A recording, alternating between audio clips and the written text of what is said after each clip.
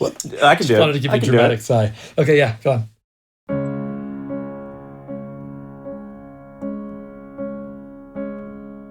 So we're called Jukebox The Ghost. The three of us, I'm Tommy, this is Ben, that's Jesse. We met in college at George Washington University, and that was back in 2004. So the three of us have been playing together for 10 years. Undeniable, you came to me like a dream, and you changed me through and through, because we went under a different name for a couple of years. Don't say it. I won't. It's called Aerosmith. We were called Aerosmith. We were called Aerosmith. And Change then it for legal reasons. Yeah, we decided to change it for legal reasons. And we decided on Jukebox The Ghost. It was kind of a combination of words. I wanted jukebox. Ben wanted ghost. Jesse wanted the. He had limited vocabulary at the time. Smushed it all together, and there you got it. Pop has almost become a dirty word. It's hard because, when you say you're a pop band, that immediately takes you down a couple rungs. And that's a shame, because I think writing a great pop song is just about the hardest thing to do. We're working in the pop medium, that's obviously what we're doing, and that's the structure, and that's what we're going for. But sneaking in bits of darkness or musical complexities or harmonic complexities or lyrical complexities. I've discovered that more and more, that people who might talk down on pop, when they talk about even more experimental punk bands, they're really listening for hooks. Even as gross and as loud as music can get, it's really all about the songs, and the style around it can be a number of different things, but if you're writing good songs, that's all that really matters.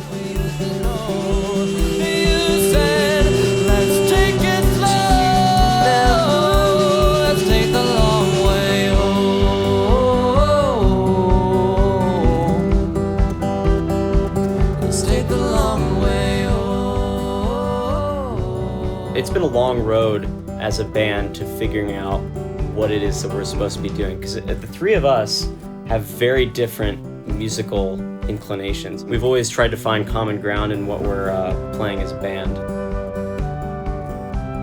When we first started playing, I was all piano. I was like, I'm not even going to use a synthesizer. I'm a classical piano player. I'm not going to do that.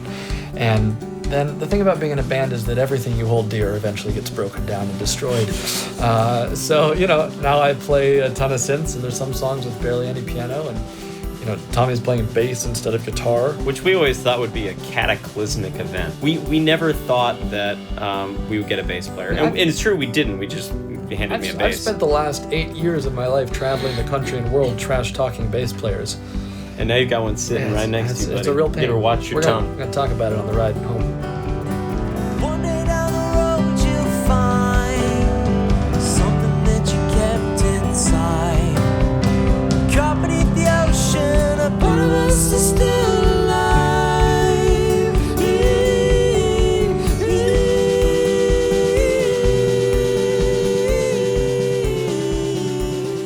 One thing I think that makes music really different from other creative mediums is when people hear a song, they assume that the singer has been through whatever they're singing about. But there's a lot of songs in our catalog that don't actually come from our own real-life personal experience. They come from real emotions and they come from a real place, but they don't come from a literal experience. We have this one song on our new record called Show Me Where It Hurts. And I've had a lot of fans come up to me after this tour just asking me, they were like, who hurt you? What was that experience like? Whatever. And to me, it's just, I made it up, I thought I'd leave this world a lonely man, but then you, undeniable you, changed me through and through. Whenever I'm singing a song, I'm sort of assuming that character, assuming the person, the voice of any given song, and trying to sort of embody that and act that out. The more emotional songs, you have to be in that place. You have to, and even when I perform it, like the song I did today, it's an emotionally tiring song to do, because you have to be in that place and get into that sad state or emotive state.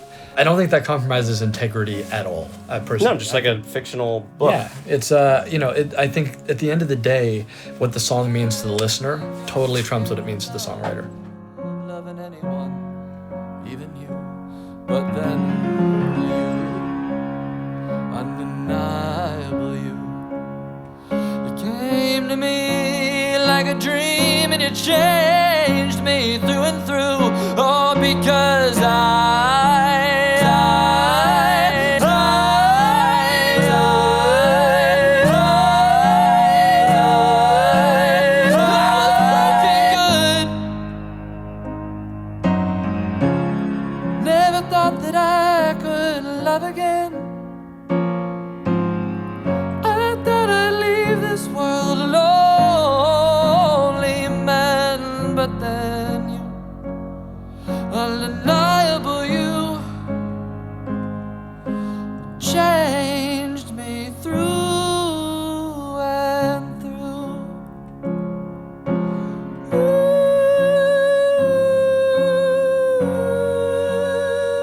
started touring, we were, sleeping on floors and asking from stage, can anyone put us up, and sleeping in the van because we can't afford hotel rooms, and then we can afford one hotel room, but we're still touring in a minivan, and we've been there every step of the way. If you're playing a room and 10 kids show up, and let's say the room holds 300, which we've been there, if you focus on the gap in the room where there should be more people, then you're missing out on the true gratitude of the 10 people in the front. Patience is what you need if you're going to play a town and have a few people come and not get deflated and realize we're going to play here again, and we're going to play here again and again.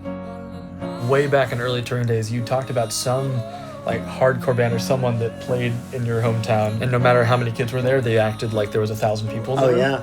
And I still think about that when we play shows that aren't up to our typical standard. Even on this tour, it's been amazing shows, and we were in Charleston, and we were in an 800 capacity room, and there were 70 people there. But it was a fantastic show. The sound was great. They don't care that there's not 700 other people there. And I think that's part of what has kept us afloat, is you never know who's in an audience. You never know if those 70 people are going to be lifelong fans, are going to come to every show within 300 miles for the next 5 years.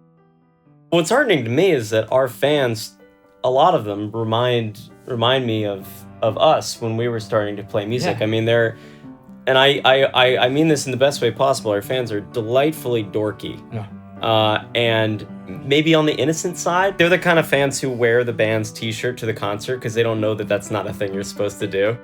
Not too long ago, I had a fan tell me after the show, oh, this is my second show. I'm like, who else did you see today?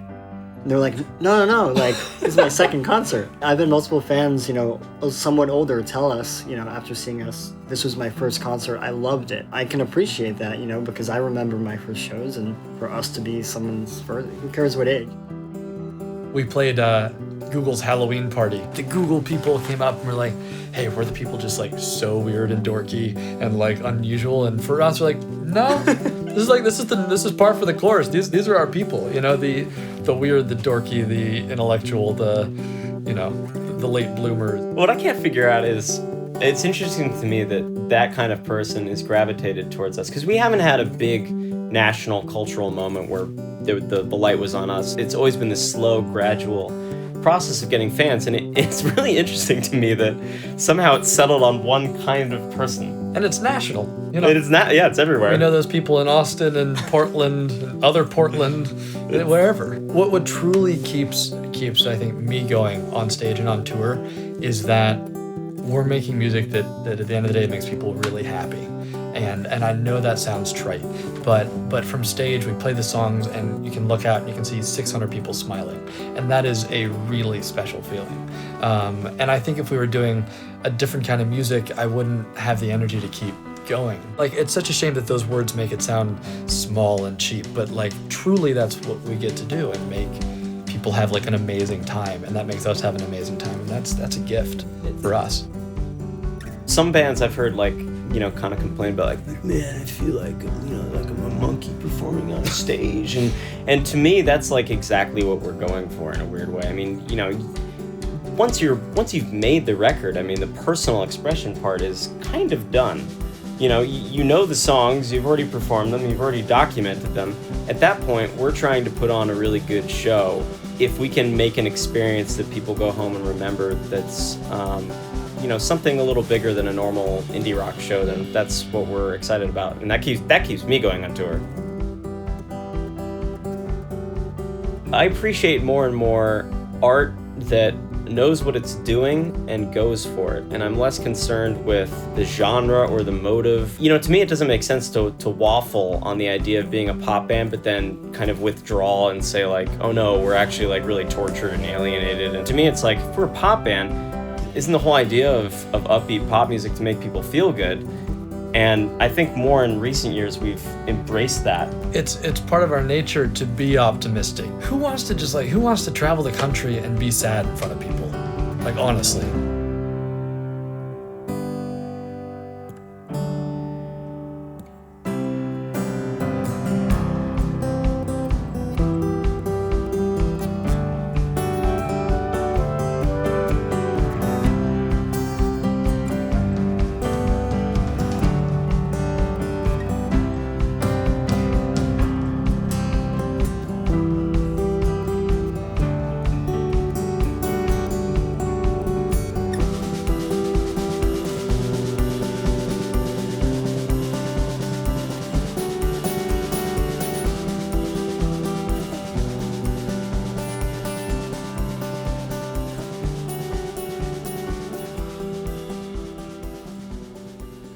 Jesse, when you cry in your sleep, what are you dreaming about? Pizza. All right, I see where this is going.